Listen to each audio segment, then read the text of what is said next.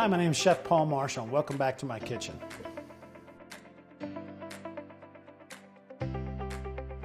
Today I'm going to share some tips and tricks for authentic wok cooking on your BlueStar range. Integrated wok cooking allows you to cook without a wok ring.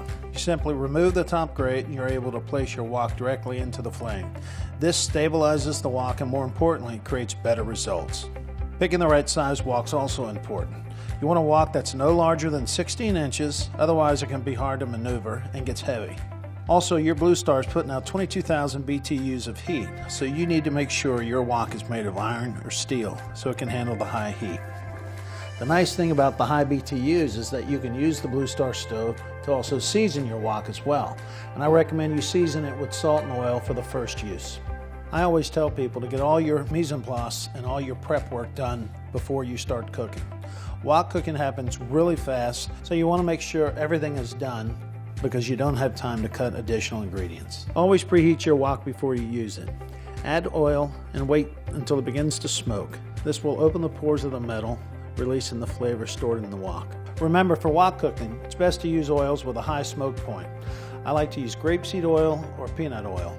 Olive or vegetable oil has a much lower smoke point and could burn the food and impact the flavor. Wok cooking gets really smoky, so proper ventilation is a must. My Prizer hood is perfect for clearing smoke. The key to wok cooking is direct contact between the bottom of the wok and the flame.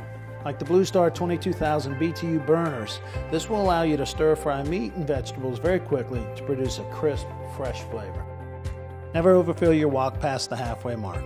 You need room for displacement of food, and it also allows your ingredients to cook quickly and evenly. There's a couple options for the wok utensils. I like to use a metal wok ladle, but you can use any type of metal spoon or spatula. You'll notice in wok cooking that chefs are always keeping the food moving.